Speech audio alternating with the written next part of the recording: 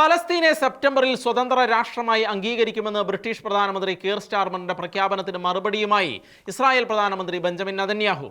Starmer ഹമാസിന്റെ ഭീകരതയ്ക്ക് പ്രതിഫലം നൽകുകയാണ് എന്നും ആ ഭീകരതയുടെ ഇരകളെ ശിക്ഷിക്കുകയാണ് എന്നും നെതന്യാഹു പറഞ്ഞു. ഗാസയിലെ ആക്രമണം ഇസ്രായേൽ അവസാനിപ്പിച്ചില്ലെങ്കിൽ പലസ്തീനെ സെപ്റ്റംബറിൽ സ്വതന്ത്ര രാഷ്ട്രമായി അംഗീകരിക്കുമെന്ന ബ്രിട്ടീഷ് പ്രധാനമന്ത്രി കെയർ സ്റ്റാർമറിന്റെ പ്രഖ്യാപനത്തിന് പിന്നാലെ ബ്രിട്ടന് മുന്നറിയിപ്പുമായി രംഗത്തെത്തിയിരിക്കുകയാണ് ഇസ്രായേൽ പ്രധാനമന്ത്രി ബെഞ്ചമിൻ നെതന്യാഹു.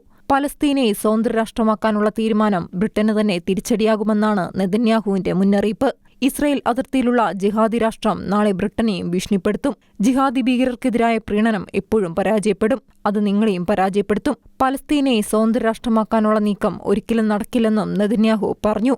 സ്റ്റാർമർ ഹമാസിന്റെ ഭീകരതയ്ക്ക് പ്രതിഫലം നൽകുകയാണെന്നും ആ ഭീകരതയുടെ ഇരകളെ ശിക്ഷിക്കുകയാണെന്നും നെതന്യാഹു കൂട്ടിച്ചേർത്തു. അതേസമയം പലസ്തീൻ സ്വതന്ത്ര രാഷ്ട്ര പ്രഖ്യാപനം സംബന്ധിച്ച് US പ്രസിഡന്റ് ഡൊണാൾഡ് ട്രംപുമായി ചർച്ച നടത്തിയെന്ന സ്റ്റാർമറിന്റെ വാദത്തെ ട്രംപ് തള്ളി. ബ്രിട്ടന്റെ പുതിയ പ്രഖ്യാപനം സംബന്ധിച്ച ചർച്ച താനും UK പ്രധാനമന്ത്രി കെയർ സ്റ്റാർമറും നടത്തിയിട്ടില്ലെന്ന് ട്രംപ് പറഞ്ഞു. International desk Shekinah news.